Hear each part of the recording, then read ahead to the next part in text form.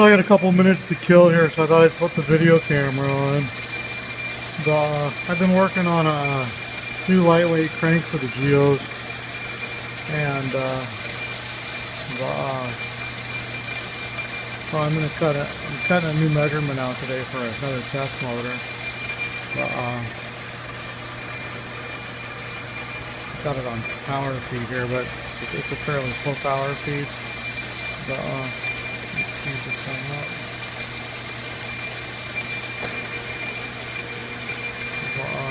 But basically what I'm doing is I'm just right now just taking the crank down, the diameter of it down, and when you bring the diameter down, the inertial weight comes down really fast. The farther you get out from the center of the crankshaft, the more dramatic the weight is. So what we want to do is make the crank as small as possible.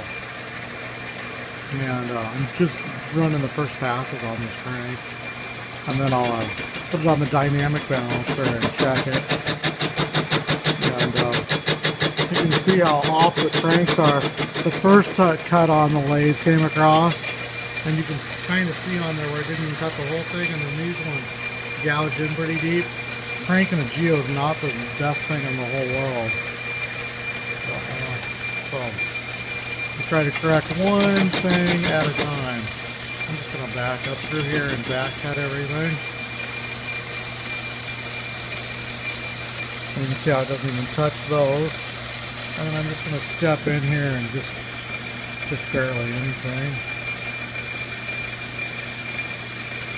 And run it through here. Just basically want to get the crank trued up before I chop it down. And that's pretty much it.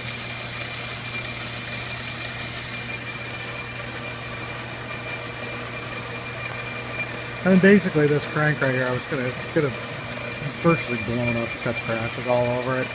So if I get this thing cut and I like it, then I'll throw it on the machine and cut the journals and stuff. If not, I'll just throw it away. Come on, start cutting. There we go.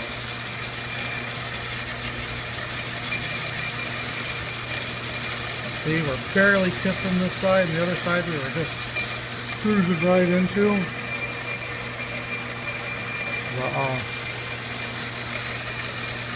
All these little things that make a big difference on the end life of the car, the engine's ultimate life, and then ultimately, let me make sure I'm talking loud enough so the mic picks up, because I'm still on an iPhone, but ultimately then the weight of the crankshaft is what's going to give it a little more zip, because we're going to, instead of taking the energy and trying to spin the parts in the engine, we're going to spin the wheel ultimately. I'm just going to speed it up through here.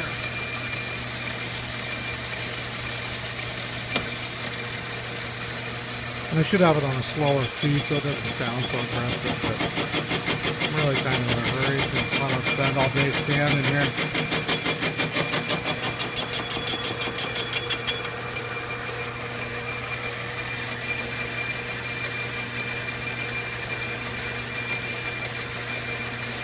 I'll shut it off for a second and I'll show you what's going on here.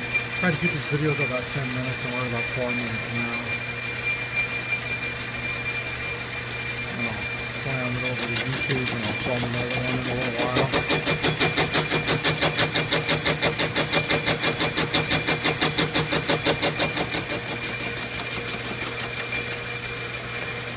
There we go.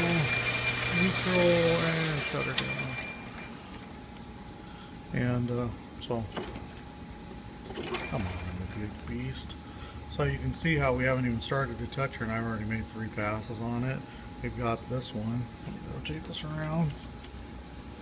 And we're through on this one and this one, and I mean evenly across.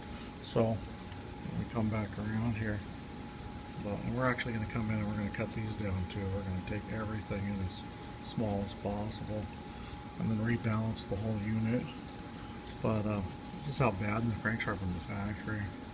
So there's a difference between being balanced and being perfect. And we're going to go after both of those. And so I'm going to slow the power feed down on this thing and start doing some nice cuts across here. And since I'm just using my small lathe right now, I'll just make a trillion passes on it, to be honest with you. I'll show you where I'm headed. I can bring the crank up here. You'll just have to excuse the camera moving around as it's in my hand. As you can see, as we pass by the rod journal with the cutting tip, you can see that gap in there. But that's where the counterweight's at right now. We're going to bring the counterweight in, and I'm going to take about half the distance off right here. And then we're going to reset it up and try that. And just basically, we're just going to try to eliminate everything. Then when I build a stroker crank, what we do is we weld up this area, and then we recut the hole with it moved over, and it makes the piston stroke longer. So there's lots of fun stuff you can do to make stroker motors and stuff, but what I'm after is just getting the internal parts of the motor down lighter and more efficient, and we're really trying to push this new propane fuel system just at an ultimate, just as far as we can for mileage. And I'm trying to pick up the power in the cars too, so this gets us both. I'm going to slam this thing up to YouTube, and I'll post another one in a little bit.